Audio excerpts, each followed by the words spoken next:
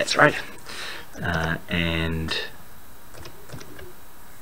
let's go IMT4307 154.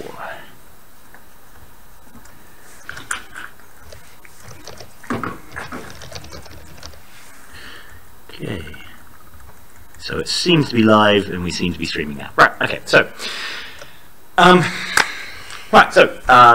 we're going to have a bit of a discussion, and we're going to start with a Kahoot, seeing we also have people online who could join in with our Kahoot. So the first thing would be for me to turn on the data projector and plug myself in to the data projector and get you guys out. Have you got Kahoot? Can you bring up your computer?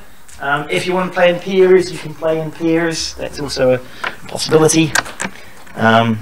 If you don't have a device in front of you. Who has not played a Kahoot? 1, 2, 3, 4 haven't played Kahoots. Excellent. So you might want to get a phone out, or your or a computer. So if you've got your mobile phone, a smartphone will be as good if you have such a device. And we can go with the Kahoot. We're going to go full screen. Okay, so the Kahoot that we'll start with, duplicate. Let's see if that will find it.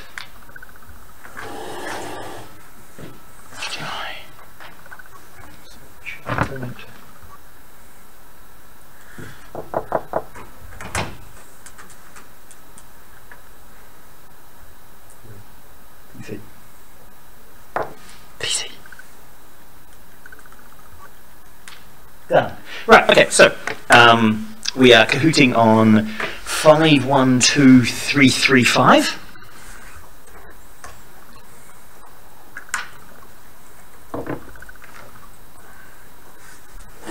Aha, we have PMS. We have Andres. The front of the room got in first. Yay! Now, so Kahoots, do you guys think they are a good gamification of courses, or a bad gamification, or do you feel ambivalent towards them?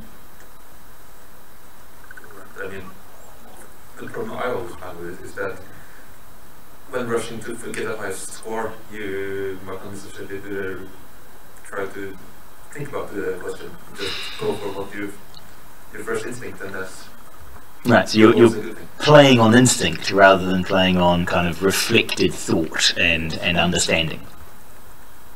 We have often used it to practice for an exam, to make questions before the exam, after we have already read. So that has worked pretty well. So you were writing the questions, or? No, we all write some questions. Alright, so everybody writes some questions, yeah. and you test each other using Kahoots as a way of testing each other for an exam. Yeah. Yep. So it's a kind of, yeah. Then you kind of want to have the highest score. Right, because it feels like you're studying. Do you have, so if we've got everybody involved now, we can, 13 of you, that's about right. Is it, who's not in? You're not in yet? Okay. So you went to Kahoot.it and you... Yeah, I'm trying.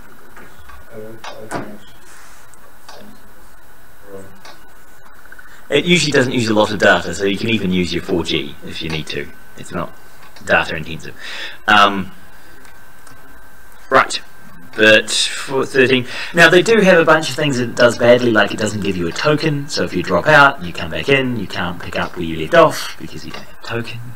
It doesn't, if you come in late, it doesn't like give you the average score or the bottom score or anything like that. It just starts you with zero, which means if you miss a question, you're done. There's no way you can get anywhere. So, I mean, there are a bunch of problems with its technology. But, okay, even if you can't get in, we'll just start. Right, so, are you guys ready? So, 9 questions. I'm not going to go a long one. So, which of these is not part of self-determination theory? Agency, curiosity, competence, relatedness. So, pick red, blue, yellow or green, which of one of these is not part of self-determination theory. This was in the survey paper, in the discussion at the back about motivation. Right. What? That's not the right answer. Curiosity should be the right answer. 4. I don't know why it got it wrong. I see that my code wrong. Okay. That's good. That's good. That's good. Shall I just end the game? Yeah. I'll end the game and say Hawthorne effect. So now we're promoting people who got it wrong. Yes. We're smart enough to see that. Edit it. Haha, my stream. If I let the stream see. Right, so now it's 935817. Okay, so as an example of someone getting a game wrong, right? You'll find this in sometimes in game rules. You'll find a thing where something is wrong, right? So in Trivial Pursuit, for example, sometimes the facts have changed, and sometimes they are actually wrong. And so there is a challenge of, do you answer what you know the answer is on the piece of paper, or do you answer the truth? And at first you answer the truth, and you go, oh, now I've learnt that they get it wrong, so I answer that way. Then you update the card. You would think you'd update the card. So We do. you scroll down and yep. Okay, so now we'll try again. Now I expect you all to get this right. Which of these is not part of self-determination theory? No. So agency, competence, and relatedness are all part of self-determination theory. The paper, when it discusses things, it discusses intrinsic and extrinsic. Some of you are just screwing with me, aren't you? Okay. So, next. So, you were looking for it. So, right. What measurement is easiest to understand? So it claimed that there was one of these that was easiest to understand in the measurement of the survey paper. So semi-structured, qualitative questionnaires, biometric markers, or interviews.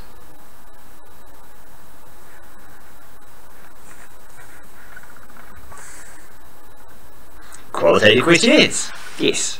So some of you went with it. Yeah, it kind of talked about semi-structured interviews and unstructured interviews, but it did say that qualitative questionnaires were the easiest to understand. Whether or not those are accurate, right? Because just when you ask people and you get them to put on a scale and then just do statistics on those scales, there are some really serious problems around stats on Likert scale assessments, right? And hopefully. Did you cover the issues of statistics on Likert scales in the research methods? Okay. Next. Most studies in VR found that motivation can be increased for a short time, permanently, in the beginning, or for visually significant activities. Now, some of you might be concerned because 2 of these look like they're correct. In Kahoot, you can mark 2 as being both correct, and so either one gets you the marks. Yes!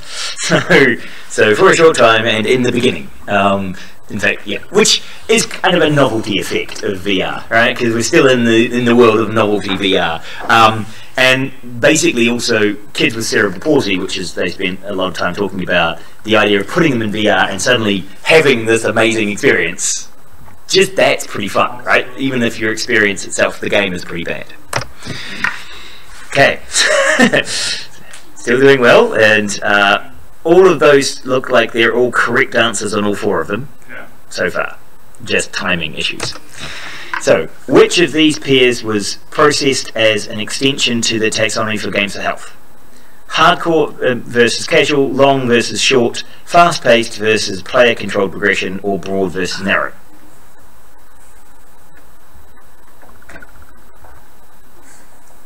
Do you press the wrong button? Yes. Yeah. And so one of the things I'd suggested as an improvement for Kahoot was actually having a period after you press the button to decide how confident you were in your answer. And if you hit the wrong button, you could say 0, no, I didn't mean that. And if you were really confident, you could wind it up and say, I'm going to bet all of my points on this answer. So, but, okay.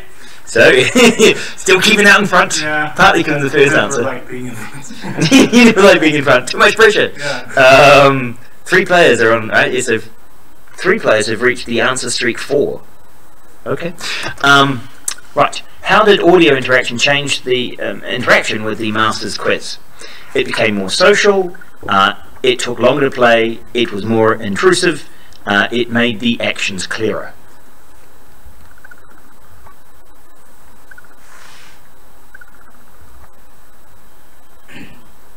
Three, 2, 1. Right. It became more social. So those who read my paper would have seen that I commented on so one of the interesting things about putting a tablet down in a bunch of people is if the tablet starts talking and you're holding it and it's talking, it's suddenly other people started interacting. So which we didn't anticipate when we added the audio. We didn't add the audio thinking, oh, this will make it more social. We added the audio because we knew that the elderly had sensory problems, right? So both visually guided and hearing it, you got 2 different modes of interaction. And so if you had slightly bad hearing and slightly bad eyesight, the combination would be better. And so that was a side effect that we didn't predict, which was kind of interesting to see. 6 and 9. The voluntary nature of games could lead to systematic variation, excessive play, selection bias, and participant refusal.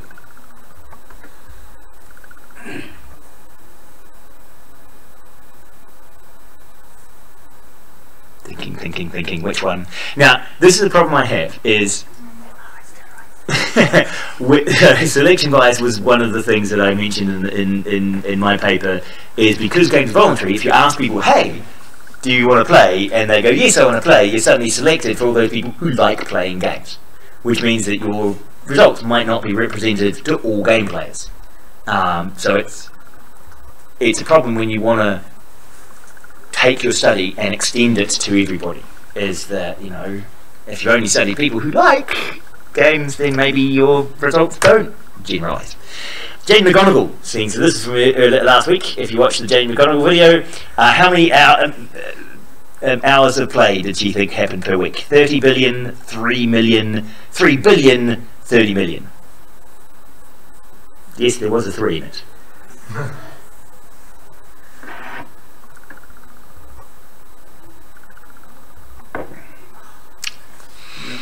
3 billion. Now, this actually leads to partially what you might find in multi-choice questionnaires, is often the right answer is somewhere in the middle. I was thinking of the, well, I don't know what the next question is, but I was thinking about the evolutionary theory, so like billions of years. Yeah, we can have a good debate about that, because when she talks about, you know, it's been the same length of time, right? This kind of doesn't understand the difference between serial processing and parallel processing, right? Because if I rely on something that's happened before, I can't parallelize that, right? And for my genes to evolve, I have to have parents, and those parents have had to attest the environment to generate me and then progress. So it's not that I can just parallelize that whole thing and say I can get the same kind of evolution on a system by having 50 million individuals as having 100,000 individuals over 5,000 generations, right? Because 50 million individuals on a single generation won't generate an evolutionary sequence. It's just not how parallelism works, right? So it's kind of a fundamental misunderstanding of the challenge of serialization versus parallelization. So yes, there are. You're still out in front, and you're the whole answer ahead. Yeah. Now the pressure's on. Jane believes we can solve the world problems with games, make the future, make a single game that everyone will play, escape from real world problems and games.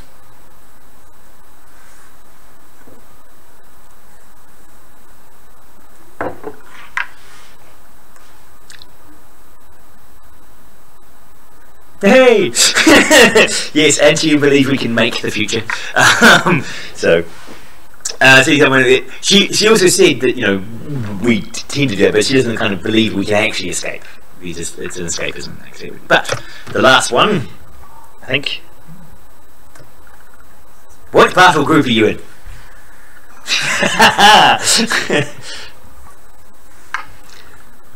So, did you do the battle test? And if you didn't do the battle test, do you know what category of player you generally fit under? And as you can imagine, there is no scoring on this, because every answer is an acceptable answer. I see we have no killers in the room.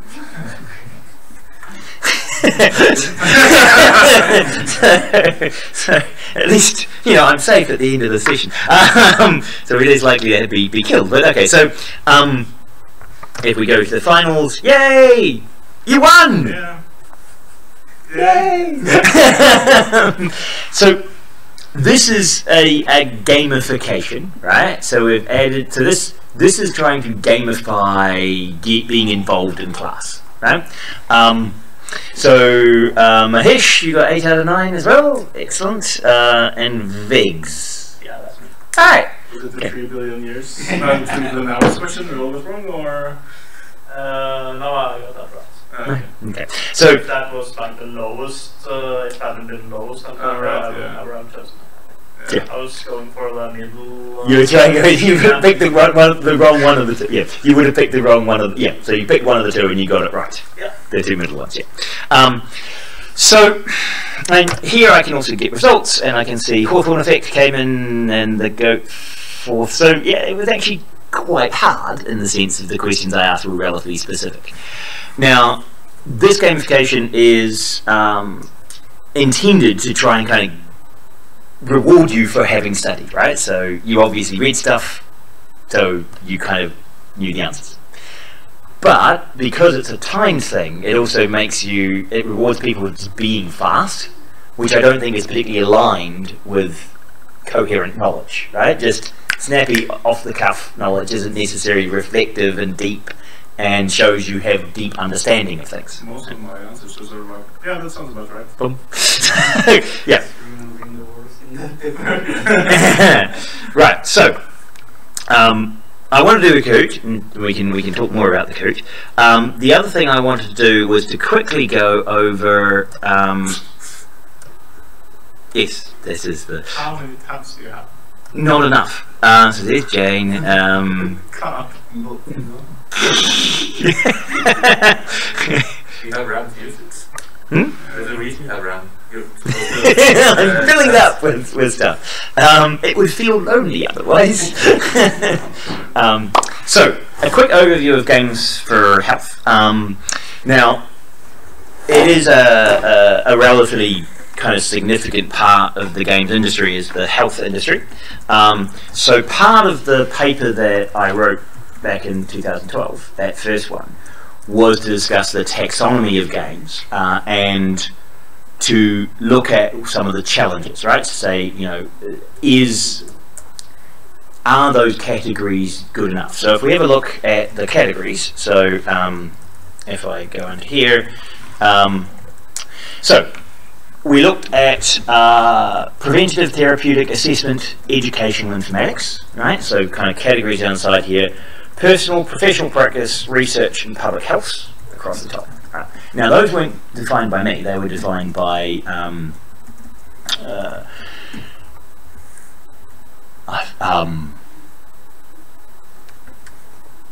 Games for Health creator, what's his name? The name escapes me. Someone. Who was it? Do you remember the name of the guy who actually first came up with that distinction? Okay. I do reference it in the paper. So one of the criticisms of this structure is, as a way of separating out games, what does it tell you about the similarities and distinctions between them? How is it useful? Is this a useful distinction? Or is this potentially a commercial distinction? Right? So you as a creator, are these the categories you would want to be able to break the world down into? Or is this a marketer's breakdown? Or is this an investor's breakdown? Or is this an administrator's breakdown? So, if we go into them and look, if we take personal, I extended kind of physical and mental as being two different. And so you can put in a bunch of different games into the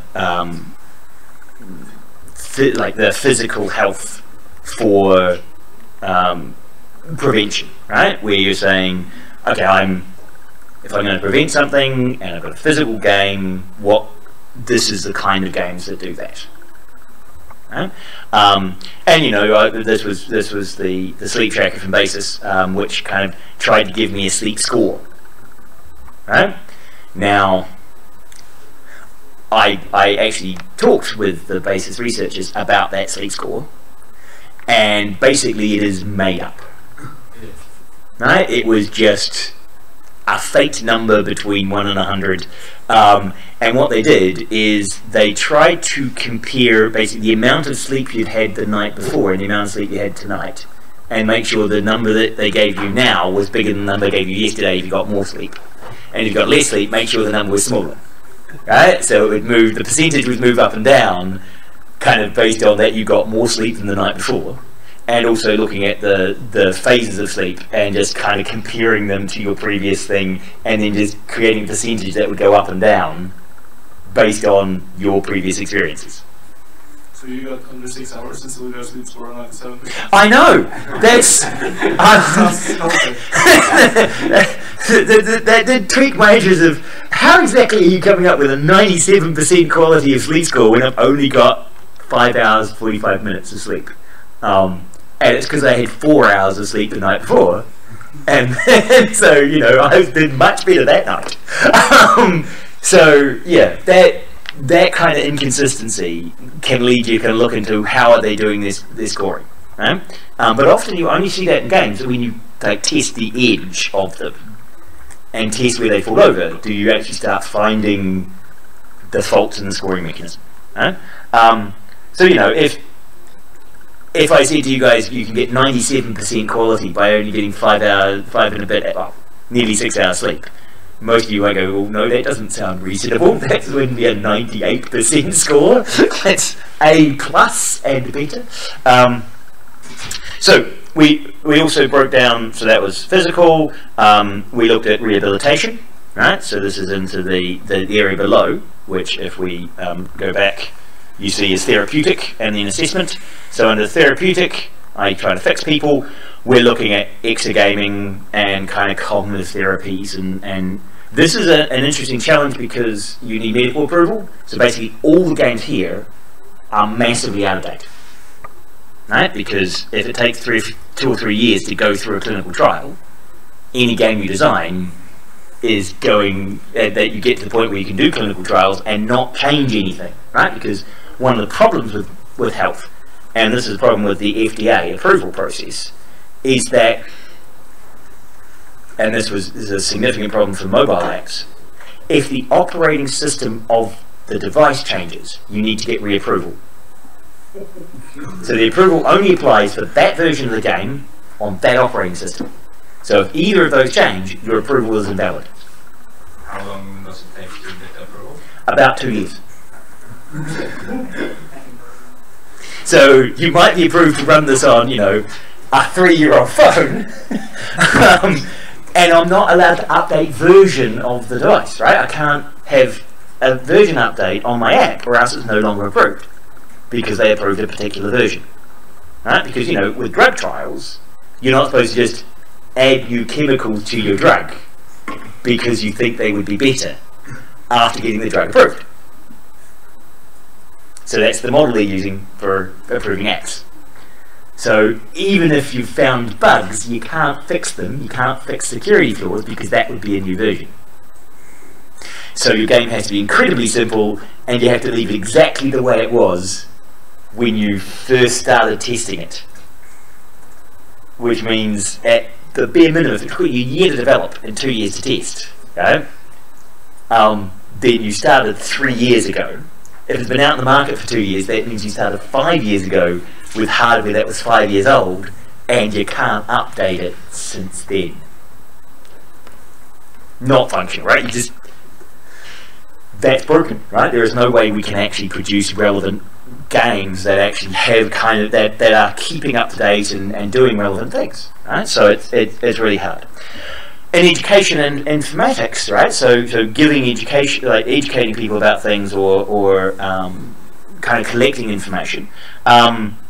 So there is there are a couple of STD games that in the UK they recognise kids aren't likely to learn from pamphlets, and so they make games around sexual health.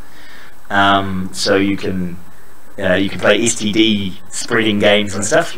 You gotta catch them all. Virtually. Sorry to interrupt you. We need to go back to our class. Are you planning to choose topics today for our presentation? I was going to discuss the topics, so you'd like to move on to that, so you guys can go back to class, because you guys have a... Or we just leave you our preference?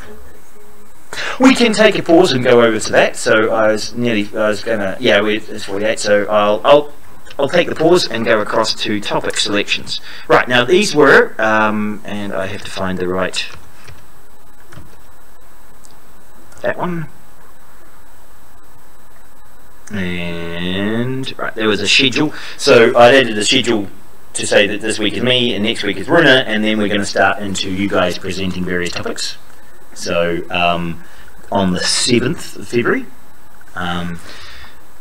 Now, in terms of the actual topics to have a look at, if we go into there and we go to coursework.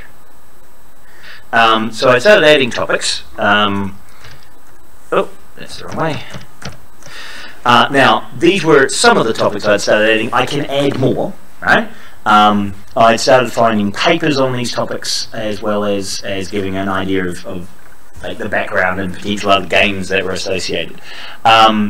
So some of you had expressed an interest in education and some cognitive abilities, and I've kept in the propaganda games because they can be interesting.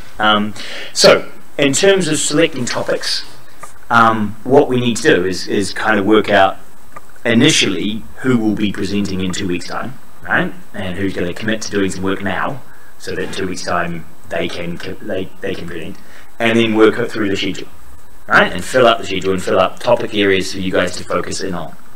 So in terms of selection, we can what I've done before is do it as a Google spreadsheet and have people fill in their preferences. It is up to you guys how you'd like to decide on topics, right? I would like a reasonable spread. If all of you did education, then that would be too much of a single topic course, right? So I do need a bit of a spread, right? So if we go from the top, games for education. Who's interested in maths education? You three? Okay, so that would be and programming education. Both of those are interesting. Or not the math one, but the C programming. The C programming, so programming using a coding game, and C programming using games to teach C programming. So what what I'm going to do is I'll pair up people to discuss kind of two of these areas, right? So you guys would be interested in, so at least the front two, and maybe Talia and Tom Morton would be interested in doing something in this maths/programming education. Okay, so would you guys be willing to do that for the 7th of February and get your presentation over and done with?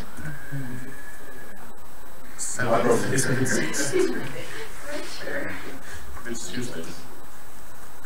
It might be the 6th. Yeah, my problem is that I will maybe be late that day because I'm home in Kongsberg for doctor's appointment. Right. Okay.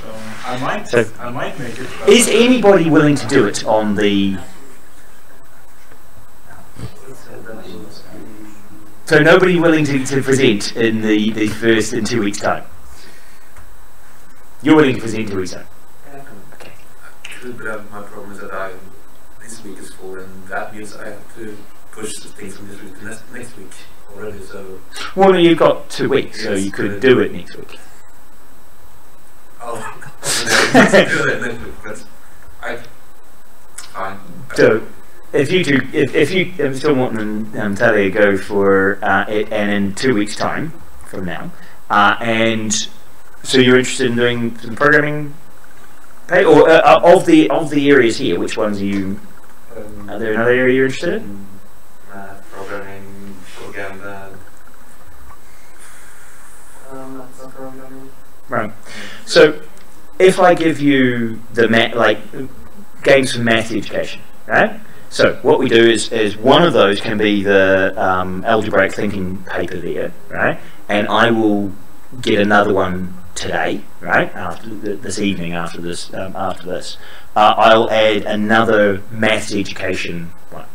I then expect you guys to do a wee bit additional reading outside of that, right? You'll probably come across Math Blaster, which is kind of, you know, a game that was maths where you do maths and then that allows you to play a game, and then you do maths and then allows you to play a game. Yes, and you can probably also, I will give over to Runa, because you guys will be following him and he's doing the talk next week on Games for Education. I'll make that sure that lines up so that he gives you good stuff, so that you can work on that from the Tuesday next week through the Tuesday beyond. Okay, so that's Talia and Tor Morton will be next week. We can probably take the one after that again. Okay. Programming and C programming. Yep. Okay, so if we go back and go course information, and we go down to the schedule. Now, we don't have to decide all the schedule immediately, but it would be useful to get the next few weeks done so that you guys can start planning your time. So, yes, right. So now, so we're going math games, and it's Tor Morton.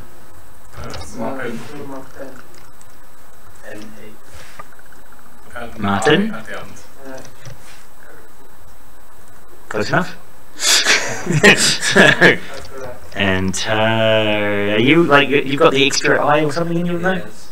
I can see it. It's an A. It's an A. And I at the end. EI, yes.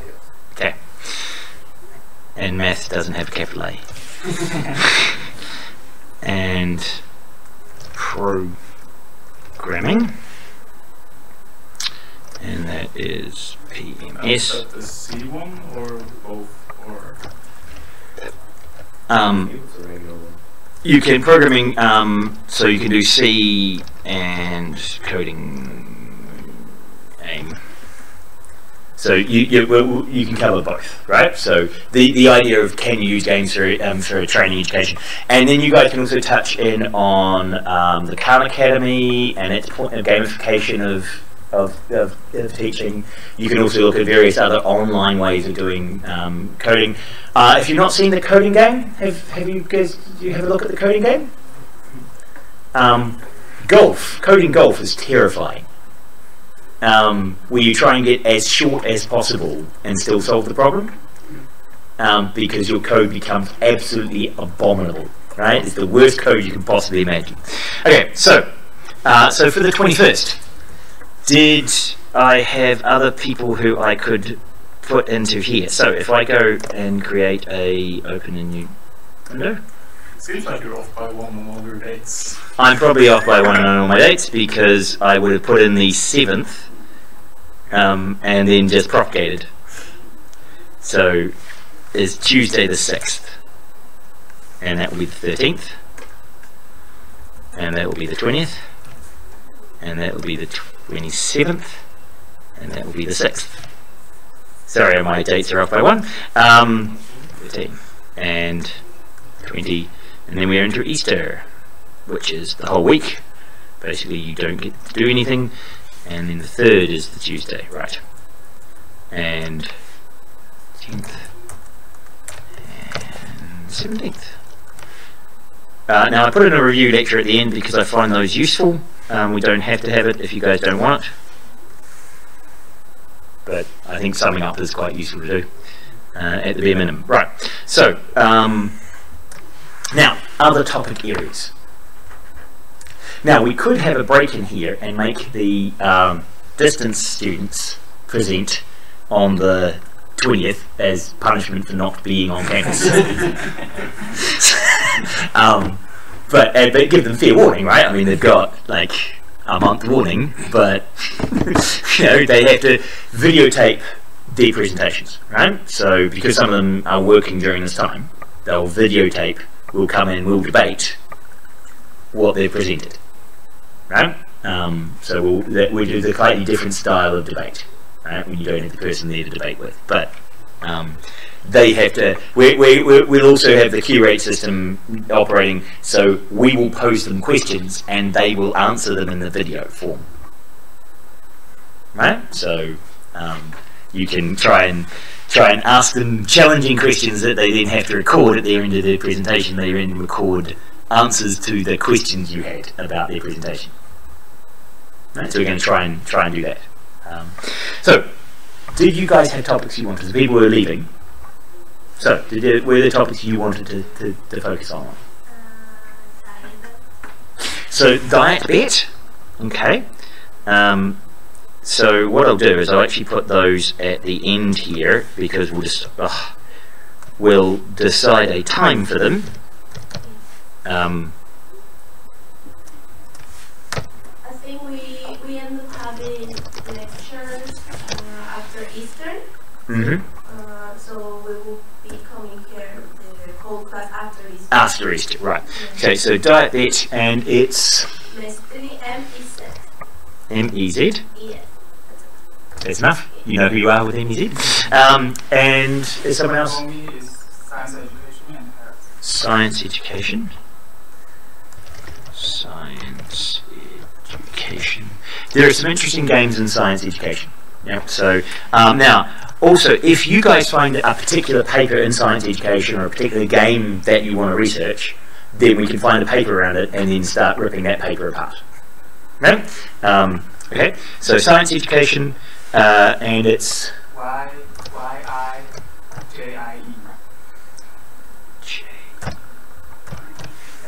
Okay. The other girl in our class is Sabrina. She's representing the math students that we did. Yes, I saw her. You will have to ask her. So, do other people have a particular area they focus on? You also want diabetes. So diet bet. So you want diabetes. That's probably not the right way of phrasing that. Okay, so and it's Anna. That's right. Okay, so diet bet is one of the diabetes games. There's actually quite a lot of diabetes research on diabetes in games because diabetic kids are a problem, and particularly around managing insulin. Right, so we can find a couple of good papers in there, and you can each present one of those. Okay, so I like so brain games. So there's cognitive impairment and there's cognitive games. So cognitive training games. So are you interested in the cognitive training games, like games that kind of make you smarter, or is that kind of okay? So cognitive training. Cognitive training, and it is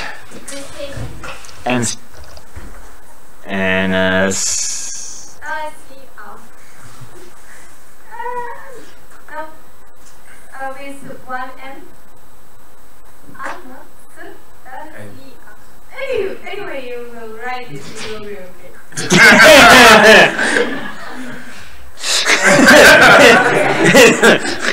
We'll fix it later. So cognitive training. Is anyone else interested in the cognitive training area? brain or chemistry? Right. So Mahesh, if we put you into brain. Okay. Mahesh, and so chemistry games.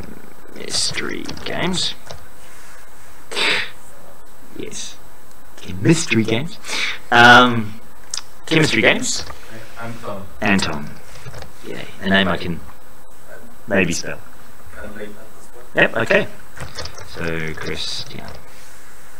It is with a vague, no, it's got, I'm sure it's half wrong.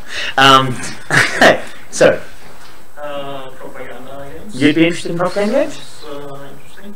Okay.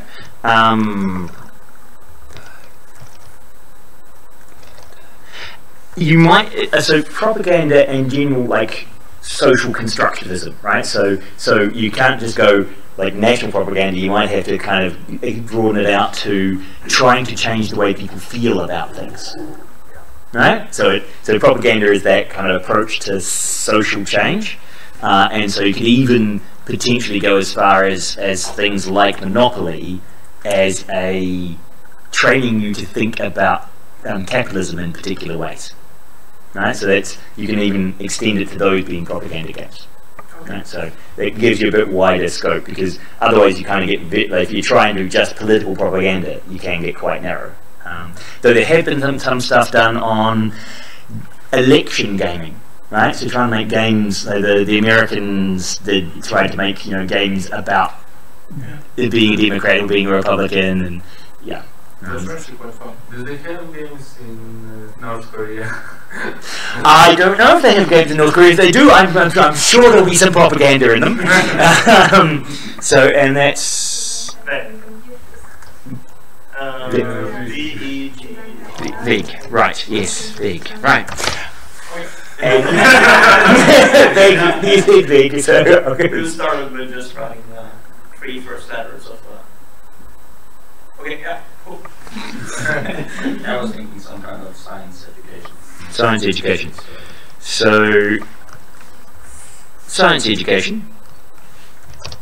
Yeah. Okay. So and it's Benjamin. Ben 10.